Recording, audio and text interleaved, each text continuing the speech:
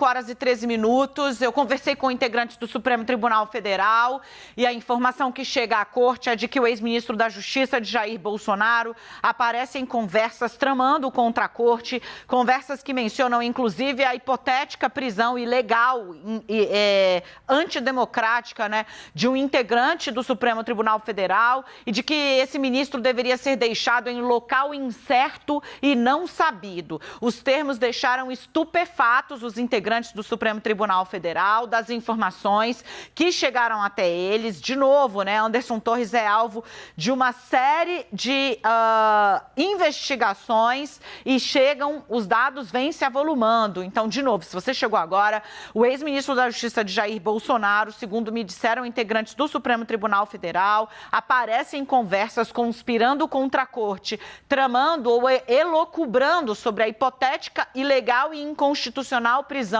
de integrantes do Supremo e tratando essa prisão como momento ideal para levar este integrante a, abro aspas, local incerto e não sabido.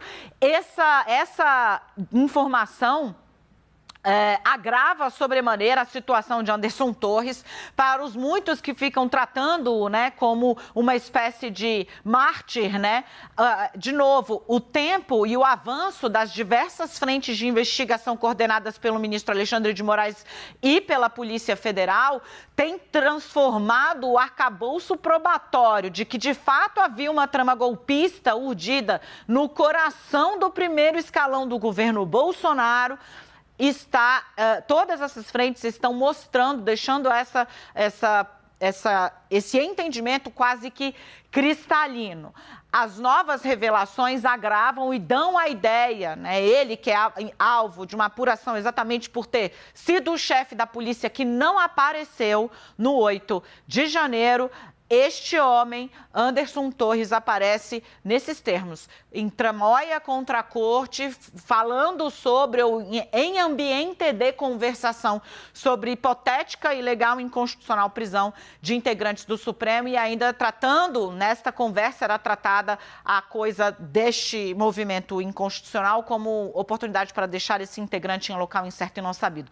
O Leandro Rezende vem sozinho aqui tratar comigo desse assunto, porque a gente vai acelerar a marcha. A Renata Agostini, o time da sucursal de Brasília da CNN, Lucas Mendes, pegou e, pum, está com a gente todos os documentos do GSI sobre o 8 de janeiro. E a Renata Agostini vai trazer isso agora, daqui a pouco, em instantes, para vocês. Leandro, a situação de Torres já era muito ruim. À medida que as coisas estão avançando, está ficando horroroso.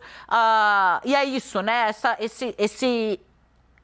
Esse ímpeto golpista e tirânico, né, imperial, assim, ele existia mesmo nessas conversas, está aparecendo o tempo inteiro, assim.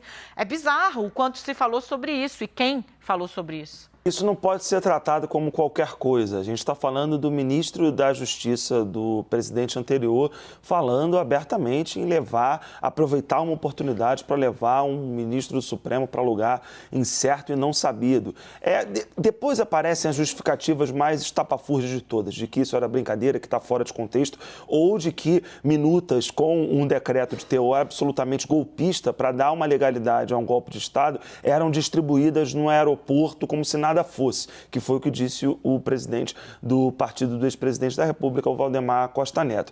Essas justificativas, elas tendem a aparecer, mas quando a gente coloca numa linha cronológica tudo o que já se sabe da atuação do Anderson Torres, e aí, notadamente, a prisão dele motivada pela omissão nos atos do 8 de janeiro e a minuta do golpe, que ele trata num depoimento ao Tribunal Superior Eleitoral como um lixo, como algo que estava prestes a ser descartado e que, na verdade, segundo a Procuradoria-Geral da República, estava na casa dele, junto com imagens de sua família e imagens sagradas, o que mostra, e dentro de uma pasta com o logotipo do Ministério da Justiça, o que mostra que havia ali um cuidado especial com esse documento. E aí isso se soma a esses relatos que você está trazendo agora, Dani. Quando a gente bota tudo isso em perspectiva, a gente vê que, de fato, se era uma voz, a investigação que vai apontar isso lá na frente, mas era uma voz que, se não concordava integralmente com pensamentos golpistas, conversava abertamente sobre isso. Se concordava ou não